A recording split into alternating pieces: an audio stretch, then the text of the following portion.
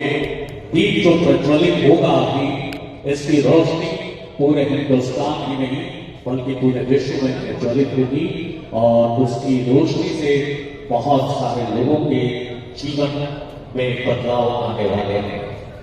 ALS Alternative Learning System redefining IAS BPSC training since 22 years, delivering 20% sections, consistency for the past 22 years, और अभी इस दीप प्रज्वलन के कार्यक्रम के बाद इंटरएक्टिव सेशन होगा, माइक्रोफोन आपके हाथ में होगा और यहाँ ऐसे आपके हर सवाल का, आपके हर क्वेश्चन का जवाब दिया जाए। तो जोरदार तालियां एक बार फिर दीप प्रज्वलित हो रही है और ये प्रकाश पूरे बिहार में फैले और ALS के स्टूडेंट्स IAS IPS बनकर और BPSC कंप्लीट कर यूपीएससी हम भी बैठा करते थे। जो सपने आपके मन में आज उभर रहे हैं, जो जिज्ञासाएं आपके अंदर है, उन्हीं जिज्ञासाओं के साथ हम भी पले बढ़े, सिविल सर्विस की तैयारी भी की, अंतिम मुकाम तक पहुंचे भी, सफलता पूरी तरीके से नहीं मिली। उसके बाद हम लोगों ने भी लोगों को, छात्रों को, जैसा कि अक्सर क्या करते हैं जो सिविल सर्विस की तैयारी करते हैं, वो कम से कम जब सफल नहीं होते हैं तो पढ़ाना जरूर शुरू कर देते हैं। तो हम लोगों ने भी इंस्टीट्यूट शुरू किया, पढ़ाई शुरू की। बाद में हम व्यापार के क्षेत्र में आए। ALS की during germination days of ALS मैं उसमें था। जब इसकी शुरुआत 2000 में हम 2-3 साथियों ने मिलकर की थी। उसके बाद मैं दूसरे क्षेत्र में आ गया, आज राजनीति के क्षेत्र में हूं। लेकिन आज आप सभी यहाँ पे छात्र हैं, क्योंकि तैयारी मैंने भी की है। और आज जब मैं रेट्रोस्पेक्ट में जाता हूं तो लगता है कि कमियां कहां रह गई। हम सब पढ़ते हैं। आप बताया इन्होंने कि जो बेसिक्स है, जब आप सिविल सर्विस की तैयारी करने के लिए जाते हैं तो बेसिक नॉलेज आपके। So it is a simple exam. Competition is tough. That is the first point I would like to remind you. Second problem, I said all of you can become, but why people are not becoming? Why are we not able to succeed? The challenge is time. Here, we are all living in this 21st century where we are in a hurry. We have no time and we have no patience. Especially the youth, the millennials, those who are born, in this present century, since you have so much of technology, so much of things in your hand, we have no time. The problem in civil service exam is time. Today, if you say, I would like to get through this exam in one attempt, I am sure some of you can definitely do. In fact, 20% of the people who get through this exam are getting through in the first attempt itself. It's not that they are appearing for 6 attempts and 8 attempts and all.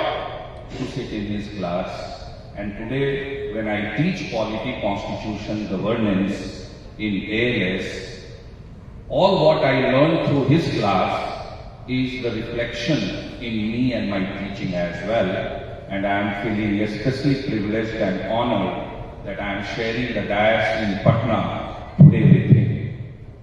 On the dais we have Mr. Sunil Singh, who is the executive magistrate in Darbhanga. I have not met him earlier. Today on the dais only I met him, and I just had few second conversation.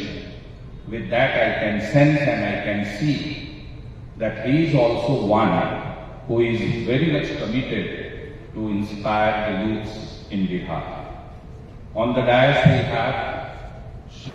देखिए, ये एक coaching संस्थान है जो UPSC और BPSC के aspirants को train करेगी, उनको मार्गदर्शन देते हुए उनको परीक्षा में कैसे सफल होना है, विभिन्न सब्जेक्ट्स के उनको यहाँ पे कोचिंग दिया जाएगा UPSC और BPSC से जो रिलेटेड। और ये सारा जो फैकल्टी है हम लोग का ऑलरेडी 20-22 साल से दिल्ली में चल रहा है ALS। अल्टरनेटिव लर्निंग सिस्टम्स के नाम से। तो वही फैकल्टी, दिल्ली की पूरी फैकल्टी यहाँ पे बच्चों को ट्रेन करेगी। इसी उद्देश्य से हम लोगों ने यहाँ पे इसको, यहाँ का मीडियम क्या होगा सर? इंग्लिश और हिंदी दोनों मीडियम में यहाँ अभी कोचिंग दी है। सर ये एड्रेस क्या है सर पटना? अभी तो एक गांधी मैदान में है इंस्टीट्यूट, जो पनास के बगल में बरिस्टा है, बरिस्टा के ऊपर 2nd फ्लोर पे। और एक दूसरा भी हम लोग क्लासरूम शुरू कर रहे हैं, हमको लगता है अगस्त एंड तक हम लोग उसको शुरू कर देंगे और काम चल रहा है। बोरिंग कैनाल रोड में पंचमुखी मंदिर के बिल्कुल ऑपोजिट। सर यहाँ स्ट्रक्चर क्या है? फीस स्ट्रक्चर पूरे जनरल स्टडीज का अप्रोक्सीमेटली 1 लाख रुपीज के आसपास आएगा। दिल्ली में जो है उससे ऑलमोस्ट 50% फी में ही हम लोग करेंगे। सर आप सत्तारूढ़ दल के सचेतक भी हैं, तो बिहार, अभी शिक्षा मंत्री बिहार के बोले थे कि बिहार में जो है इंग्लिश, केमिस्ट्री, फिजिक्स, इन सारे सब्जेक्ट में गुणवत्ता वाले अभ्यर्थी नहीं मिल रहे हैं। तो इन सारे अभ्यर्थियों को अब कहीं न कहीं शिक्षा अगर मिल रही है तो वैसे शिक्षक भी हमारे बिहार में पनप रहे हैं, यानी कि उनको शिक्षा मिल रही तो उस सब्जेक्ट में जानकारी है, लेकिन इस तरह के बयान किस तरह से आते हैं? देखिए, पहली बात तो ये एजुकेशनल प्रोग्राम है, संस्थान है, इसमें राजनीतिक प्रश्नों का कोई मायने नहीं होना चाहिए। बिहार की सरकार भी और शिक्षा मंत्री भी और सभी लोग लगातार गुणवत्तापूर्ण शिक्षा यहाँ पे कैसे लोगों को मिले और उसके लिए क्वालिटी टीचर्स कैसे डेवलप होंगे, इसीलिए सरकार संवेदनशील है। और हम बिहार वासियों के इसके लिए सोचना चाहिए। आज चूंकि बच्चे क्यों जाते हैं बाहर, बिहार से बाहर पढ़ने के लिए, क्योंकि उनको अच्छी फैकल्टी नहीं मिलती है। तो उसी की दिशा में हमारा प्रयास है और सरकार भी प्रयास इसी दिशा में करती है कि अच्छे शिक्षक आएंगे तो अच्छी। एलएस छात्रों के जो दिल्ली के पलायन है उसको रोकने में किस हद तक सफल होंगे? बहुत हद तक हम लोग यही प्रयास कर रहे हैं कि बिहार के बच्चों को दिल्ली जाके अपने संसाधनों का, माता पिता जानते हैं कि आर्थिक रूप से सभी लोगों की इच्छा होती है, लेकिन कई बार आर्थिक बाधाएं होती हैं जो रास्ते में आती हैं।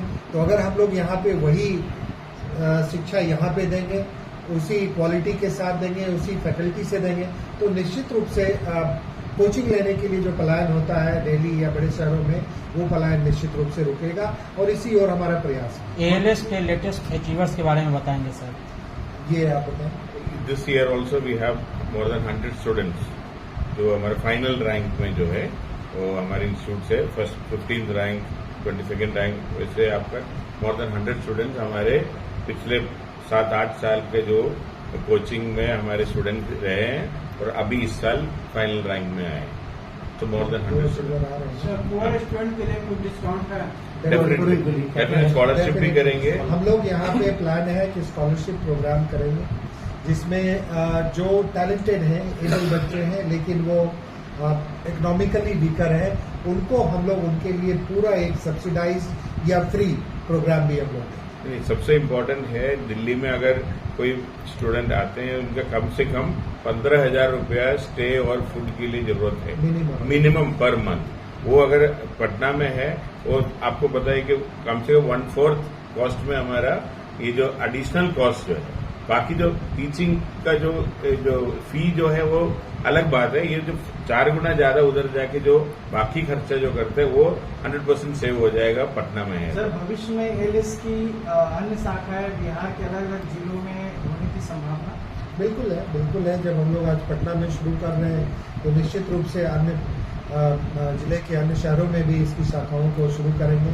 वो देखिए, हम लोग बिल्कुल एक तरीके से मशरूम इसमें नहीं जाना चाहते हैं ताकि क्वालिटी बाधित ना हो। अगर एक ही दिन हम लोग यहाँ के 10 शहरों में क्लास शुरू करेंगे तो सबके लिए वो जो क्वालिटी टीचर्स और क्वालिटी कंपोनेंट है वो देना मुश्किल होगा। तो क्वालिटी इंपॉर्टेंस रखता है, लेकिन हम लोग निश्चित रूप से प्रयास करेंगे कि अन्य जिलों में भी हम लोग जिले के हेडक्वार्टर्स में इस संस्थान को ले जाएं। पटना से शुरुआत है अभी फेस टू फेस। पटना में पहले भी यहाँ पे सैटेलाइट के क्लासेस चल रहे थे, लेकिन फेस टू फेस पहली शुरुआत है यहाँ पे।